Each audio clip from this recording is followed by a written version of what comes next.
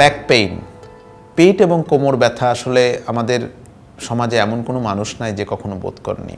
আমাদের যে কর্পোরেট দুনিয়া চলছে, যেখানে আসলে আমাদের ডেস্ক জবের পরিমাণটা ছেলে এবং মেয়েদের ক্ষেত্রে প্রচণ্ড পরিমাণে বেশি। দীর্ঘ সময় কাজ করতে করতে আমাদের ফ্যাটিগ হয়ে যায়, কোমরের ব্যথা শুরু হয়ে যায়, বা সামনের দিকে ঝুঁকে কাজ করতে গেলেও ফ্যাটিগ হয়। অনেক সময় বিভিন্ন যে আমরা বিছনাতে ঘুমোই, সেই বিছনার থেকেও কিন্তু এই কোমর ব্যথার সৃষ্টি হতে পারে। আমাদের কর্পোরেট জবের ক্ষেত্রে আসে, এখানে আসলে আমাদের যে ডেস্কটা ইউজ করি, এখানে নির্দিষ্ট কিছু বৈজ্ঞানিক রুল রয়েছে যে কোনভাবে চেয়ার এবং টেবিল ব্যবহার করলে কোমর ব্যথা থেকে মুক্তি মিলবে বা কোমর ব্যথাটা কম হবে। এক্ষেত্রে আমরা সবসময় বলে থাকি হাঁটুর যে লেভেল, হাঁটুর যে লেন্থ, তার থেকে কিছুটা উঁচু হতে হবে চেয়ারের লেন্থটা, এবং ডেস্কটা থাকতে হবে আপনার নাভি বরাবর। আর যে কম্পিউটার মনিটরটা থাকতে হবে আপনার জাস্ট ওয়ান ব্রেথ, মানে এক হাত সামনে, এবং আপনার হ্যান্ড রেস্ট বরাবর থাকতে হবে হচ্ছে আপনার কিবোর্ডটা। এবং পিছনে যে আমাদের পিঠ যেখানে লাগে সেখানে কিন্তু আমাদের সোজা রাখতে হবে সব সময়।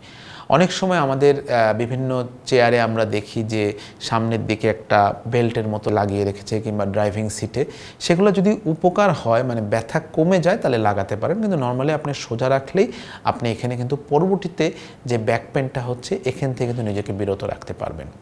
আর অন্যান্য কিছু কারণে ব্যাক পেইন বা পিঠ এবং কোমর ব্যথা হতে পারে, যেমন ডিস্ক প্রোলাপস বা স্পন্ডাইলাইটিস কিংবা আপনার অস্টিওপোরোসিস, সেগুলো আসলে মেডিকেল রিলেটেড কিছু কজ। সেগুলো যদি হয়ে থাকে সেখানে আপনাদের অর্থোপেডিক্স ডাক্তারকে দেখালে সেই অনুযায়ী চিকিৎসা পদ্ধতি গ্রহণ করলে আপনি ভালো থাকবেন। তবে নর্মালি আপনার যদি কোনো কারণে এরকম পিঠ এবং কোমরে ব্যথা হয় দীর্ঘ সময় কাজ করতে করতে, আমি আপনাদের পরামর্শ দিব অবশ্যই কিছু সময় কাজ করার পরে যখন ব্যথা সৃষ্টি হবে একটু পজ দিবেন, 5 মিনিটের পজ দিয়ে একটু হেঁটে আসবেন, কারণ মাসেলগুলো ফ্যাটিগ হয়ে যায়।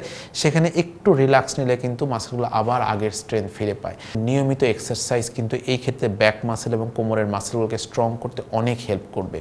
যদি আপনি এক্সারসাইজ করতে না পারেন, তাহলে আধা ঘন্টা জোরে হাঁটা কিংবা আধা ঘন্টা সুইমিং কিন্তু আপনি খুব উপকারে লাগবে। এবং ক্যালসিয়াম সমৃদ্ধ খাবার গ্রহণ করবেন প্রতিদিন সকাল 10টা থেকে বিকাল 3টা পর্যন্ত, অ্যাটলিস্ট আধা ঘন্টা সূর্যের আলোতে থাকার চেষ্টা করবেন। তাহলেই দেখবেন আপনার এই যে অনাহত যে প্রবলেমগুলো আসছে সেগুলো থেকে নিজেকে সহজে বিরত রাখতে পারবেন। হাড় সমস্যার যে কোনো সমাধান জানতে ইউটিউবে ডাক্তার দিবাকর সরকার নামে আমার একটি চ্যানেল এবং ফেসবুকে আমার একটি পেজ রয়েছে। আমার চ্যানেলটি সাবস্ক্রাইব করুন এবং আমার পেজে লাইক দিন।